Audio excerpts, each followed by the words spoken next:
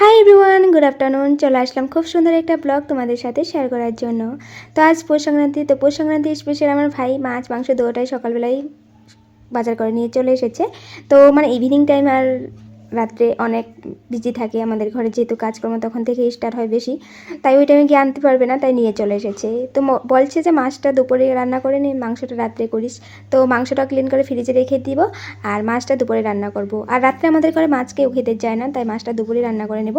তো চিতল মাছ এনেছে, তো ভাবলাম যে তোমাদের সাথে চিতল মাছ কীভাবে আমি রান্না করব ওটা রেসিপি তোমাদের সাথে শেয়ার করব। তো এখন আমি ভালো করে ক্লিন করে নিয়েছি। চিতল মাছে কিন্তু অনেক পিছলো থাকে, একটু লেবু রস নুন ভালো করে দিয়ে একদম ভালো করে ক্লিন করবে, তারপর দেখবে মাছটা সুন্দরভাবে ক্লিন হয়ে যাবে।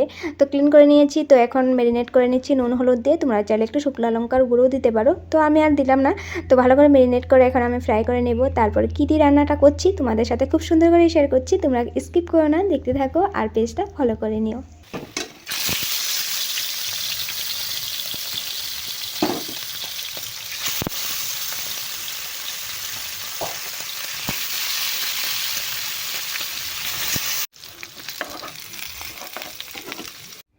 গ্যাসটা একটু কম করে দিয়ে তারপর আমি মাছগুলো ভাজা করেছি, সুন্দর করে লাল লাল করে ভাজা করে নিলাম।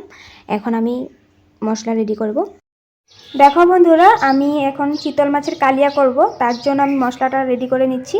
তো টমেটো দিয়েছি দুটো, তারপর কাঁচা লঙ্কা, জিরার গুঁড়ো, ধনিয়ার গুঁড়ো, একটু আদা থেতো, তারপর কাশ্মীরি লঙ্কার গুঁড়ো, ওগুলো দিয়ে এখন আমি মশলাটা করে নিচ্ছি। তো তোমাদের সাথে রেসিপিটা শেয়ার করব, দেখতে থাকো।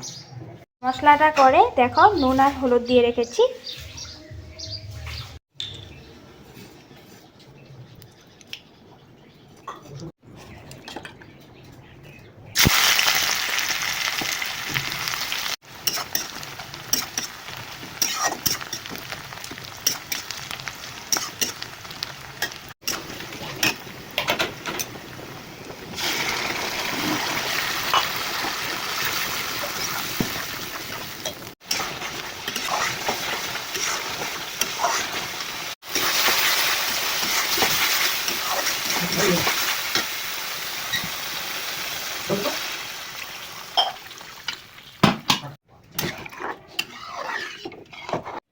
মার্কেট থেকে ধনেপাতা আনা হয়নি, তো ভাবলাম কালিয়া করছি, একটু ধনেপাতা দিলে ভালো লাগবে।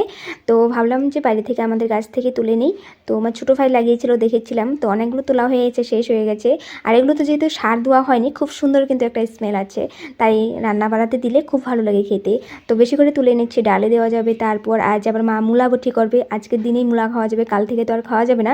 বাবা আবার আগের দিন মোটা মোটা মূলা নিয়েছে, লাল লাল টুকটুকে। মা বকছিল যে এখন মূলা আনলে কেন, এখন তো আর রান্না করা যাবে না, আজকের দিনটাই আছে। তো আজ আমাদের সব কিছু ক্লিন করা হয়নি, আজ মূলা খাওয়া হবে। তারপর বিকেল টাইমে যেটুকু ক্লিন করা করে নেবে, তার কাল সকালে ক্লিন করা হবে। আর তো আমি ধনেপাতাগুলো ভালো করে ক্লিন করে নিয়েছি, ক্লিন করে কেটে নিয়েছি। তো মাছের ঝোলটাও হয়ে গেছে।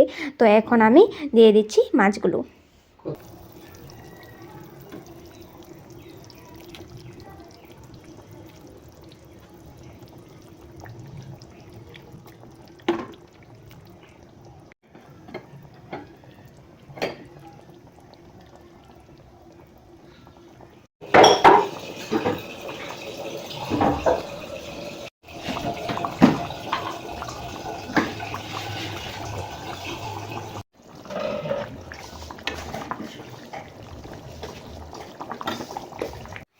ডাল ভাতটা তো প্রথমেই রান্না করে নিয়েছিলাম। তো এখন মাছের কালিয়াটাও কমপ্লিট। মা মূলা বটি আর মূলার বড়া করবে। তো মার হাতে মূলার বটি আর মূলার বড়া খেতে আমার ভালো লাগে। তো মূলার বড়াটা কেচে করবে না, কুড়িয়ে যে একটা করে গোল গোল করে পকোড়ার মতো, ওরকমভাবে করবে।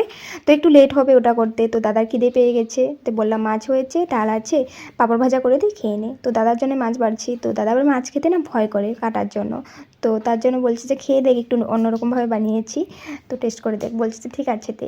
তারপর খেয়ে বলছে দারুণ টেস্ট হয়েছিল। তো আশা করি তোমাদেরও ভালো লেগেছে রেসিপি। লাইক শেয়ার করবে, দেখা হবে নেক্সট ব্লগে। Bye bye.